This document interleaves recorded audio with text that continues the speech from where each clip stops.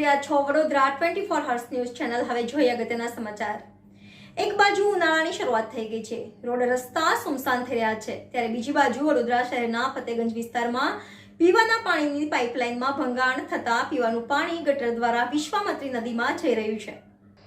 એક બાજુ ઉનાળાની શરૂઆત થઈ ગઈ છે, રોડ રસ્તા સુમસાન થઈ રહ્યા છે, ત્યારે બીજી બાજુ વડોદરા શહેરના ફતેગંજ વિસ્તારમાં પીવાના પાણીની લાઇનમાં ભંગાણ થતાં પીવાનું પાણી ગટર દ્વારા વિશ્વામિત્રી નદીમાં જઈ રહ્યું છે।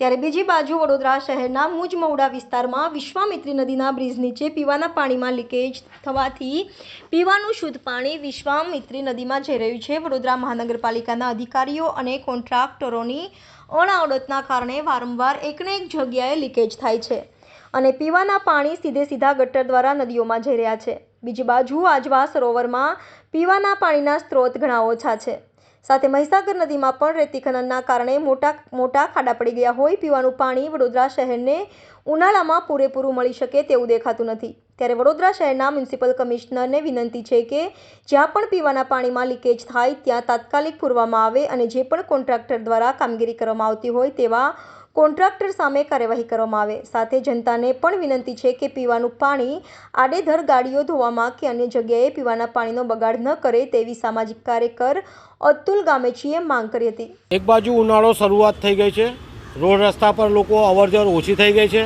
સાથે આજવા સરોવરમાં પણ પાણી ઓછું છે, મહીસાગર નદીમાં પણ રેતી ખનનના કારણે મોટા ખાડા પડી ગયા છે, જેના કારણે પીવાનું પાણી વડોદરા શહેરને પૂરતું જોઈતા પ્રમાણે મળી શકતું નથી। ત્યારે વડોદરા શહેરના ફતેગંજ વિસ્તારમાં પાણીની લાઇનમાં મસ્ત મોટું ભંગાણ થયું છે, પાણી ગટર દ્વારા નદીમાં વહી ગયું છે। બીજી બાજુ મુજમહુડા વિસ્તારમાં બ્રિજના નીચે ભંગાણ થયું છે અને એ પાણી સીધું વિશ્વામિત્રી નદીમાં જઈ રહ્યું છે। એક બાજુ પીવાનું પાણી વડોદરા શહેરના નાગરિકોને મળી શકતું નથી, ત્યારે અધિકારીઓની અનાવડત, કોન્ટ્રાક્ટરોની અનાવડતના કારણે આવા લીકેજીસ થાય છે અને પીવાનું પાણી વેડફાઈ રહ્યું છે। જોવા જઈએ તો જે રીતનો ઉનાળો આવી રહ્યો છે, ઉનાળામાં પાણીની સમસ્યા સર્જાશે, ત્યારે નાગરિકોને પણ વિનંતી છે કે પીવાનું પાણી કોઈપણ જગ્યાએ છાંટવા ના જોઈએ, ગાડીઓ ધોવી ના જોઈએ, એ પણ માંગ છે।